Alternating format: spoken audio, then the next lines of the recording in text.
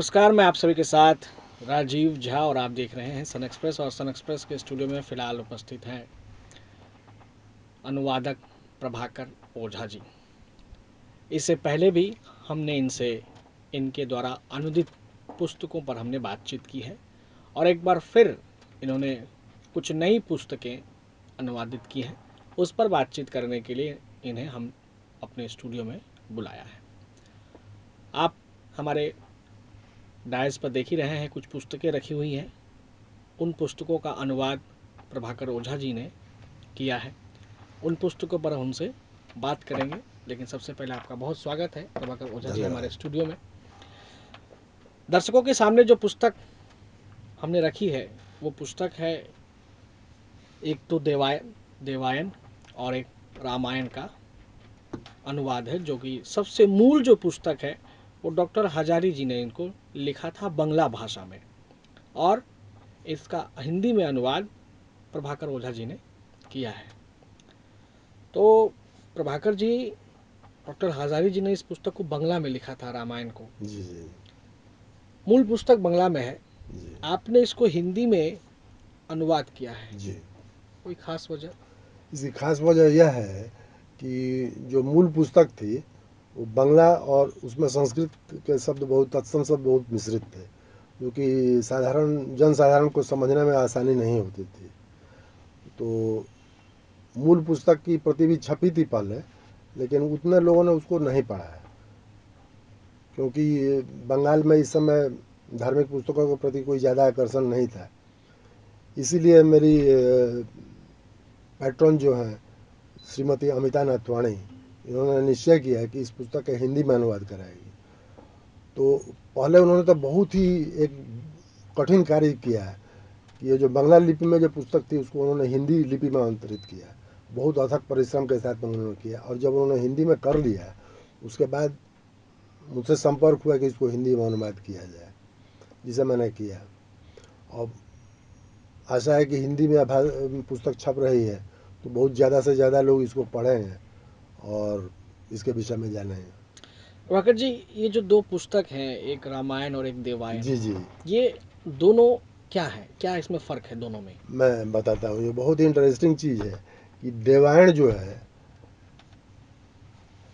इसको लिखने के लिए डॉक्टर हजारी को एक प्रेरणा मिली थी। जो ये किताबें पढ़ने पर, ये पुस्तकें पढ़ने पर आपको पता चलेगा कि बहुत ही रोचक प्रसंग है वो, जो मैं बताना नहीं चाहता हूँ अभी। लेकिन असल में देवायण जो है सत्ययुग से लेके कलयुग तक, मतलब सतयुग, त्रेता, द्वापर और कलयुग, चारों युगों का इतिहास है। इन चारों युगों को मिलाकर एक कल्प होता है, तो पूरे कल्प का इतिहास है। और उसी इतिहास की एक कड़ी है रामायण, जो कि त्रेता युग में घटित हुई थी और इसकी रचना त्रेता युग में की गई थी। लेकिन चूंकि लोगों का रामायण के प्रति बहुत ज़्यादा झुकाव है, इसलिए रामायण पुस्तक जो है वो एक साथ में निकाली गई है। और बाकी देवायण की जो पुस्तकें हैं, तो बहुत सीरीज है इसकी, बहुत सी पुस्तकें, 6-7 पुस्तकें छप चुकी हैं और बाद में आने वाली हैं। इनको पढ़ने से आपको इसके पूर्व की घटनाएं पता चलेगी। जब सतयुग में देवताओं का राज्य था, उस समय की पूरी घटनाएं आपको पता चलेगी, और आपका परिप्रेक्ष्य जो है वो स्पष्ट हो जाएगा कि उसमें राम कहाँ आते हैं, कृष्ण कहाँ आते हैं, और कलयुग के कल्कि कहाँ आते हैं। प्रभाकर जी, रामायण तो इससे पहले वाल्मीकि जी ने भी लिखा था, जी और भी कई लोगों ने रामायण लिखी है। डॉक्टर हजारी जी ने जो रामायण लिखी है, जी। उसका जब आप हिंदी में अनुवाद कर रहे थे, कुछ अलग लगा, या फिर जो मूल कथ्य है, मूल विषय क्या है इस डॉक्टर हजारी के रामायण का? देखिए, रामायण का विषय इतना सुंदर है और उसका आदर्श जो है इतना आकर्षक है कि उसको बहुत सी भाषाओं में लिखा जा चुका है पहले भी। जैसे वाल्मीकि तो आदि कवि थे, उन्होंने आदि मूल पुस्तक लिखी। तुलसीदास ने अवधी भाषा में लिखी, जिससे सारा बहुत से ज़्यादा इसका प्रचार हुआ। इसके सिवा भी बंगला में कृत्तिवास जी ने रामायण लिखी, नेपाली में भानुभक्त जी ने लिखी, कम्मन ने तमिल में लिखी, यहाँ तक कि विदेश में इंडोनेशिया में भी एक रामायण लिखी गई है। इसलिए कितनी रामायण की एक संस्करण है हम लोगों को ज्ञान नहीं है। क्यों है कि अपनी अपनी संस्कृति के अनुसार लोग कहानी सुनना चाहते हैं। तो जिस कवि ने जिस भाषा में वो रचना की है वो उस क्षेत्र के संस्कृति से मेल खाती है, इसलिए लोगों को समझने में ज़्यादा आसानी होती है। भावना एक ही है, कहानी एक ही है, जो कि मैं समझता हूँ कि सबसे सुंदर कहानी है दुनिया की, और उसको लोग सारी दुनिया में सुनना पसंद करते हैं, और अपनी अपनी भाषा में सुन सकें, ये बहुत ही अच्छी बात होती है। देवायन का अगर हम मूल कथ्य की बात करें तो इसमें क्या है? देवायन में है कि जब सृष्टि हुई उसकी माने आरंभ से लेकर वो जो काल था वो सतयुग था, उसमें लोगों का की आयु बहुत ज़्यादा थी और लोग अमर थे, अत्याचार वगैरह नहीं होता था, आदर्श राज्य था, और देवता उसको मैनेज किया करते थे। जैसे बहुत से देवताओं का आप नाम सुनते हैं, इंद्रदेव, सूर्यदेव, अग्निदेव, ये उस राज्य को चलाते थे, और उसके बारे में इसमें विवरण है सतयुग के बारे में। और फिर उसके बाद में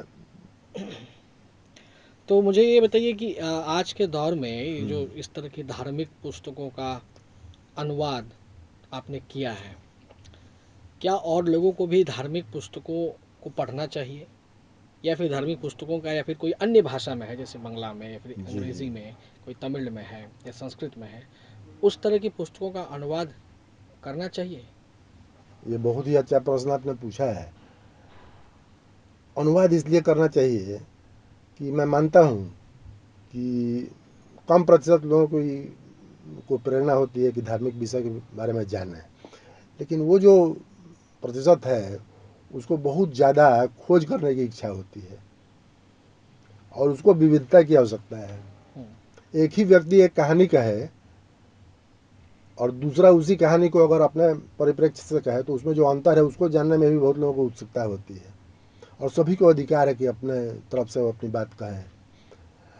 उस पुरुष की मर्यादा को रखते हुए ये कहानी जितनी बार लिखी जाए कम है, जितनी बार कही जाए कम है।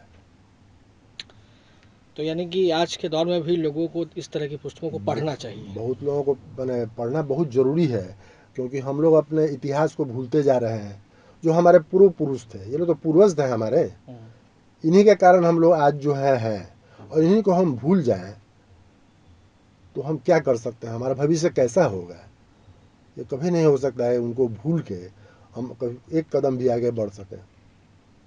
प्रभाकर जी, ये जो पुस्तक है, ये अगर आम दर्शक, आम पाठक प्राप्त करना चाहे या फिर पढ़ना चाहे तो कहाँ से वो संपर्क करे, और कहाँ कहाँ ये पुस्तक उपलब्ध है, या फिर कहाँ से ये पुस्तक प्रकाशित हुई है उसके विषय में भी जानकारी लोगों को देखिए, दें कि प्रकाशक से सीधे बातचीत करके पुस्तक को मंगाया जा सके? ये प्रकाशक की ये एड्रेस आप दिखा सकते हैं, ये एड्रेस।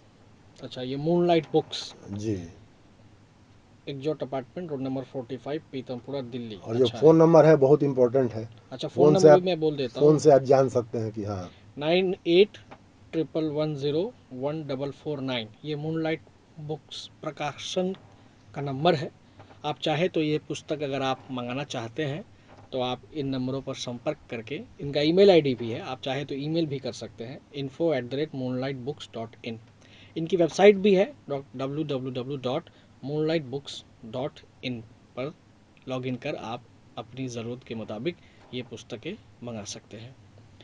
तो प्रभाकर जी का बहुत धन्यवाद कि इन्होंने इतनी बेहतरीन पुस्तक का अनुवाद हिंदी में किया है, और आम पाठक वर्ग इसको पढ़कर ज़रूर लाभान्वित होंगे, ऐसा हम उम्मीद करते हैं।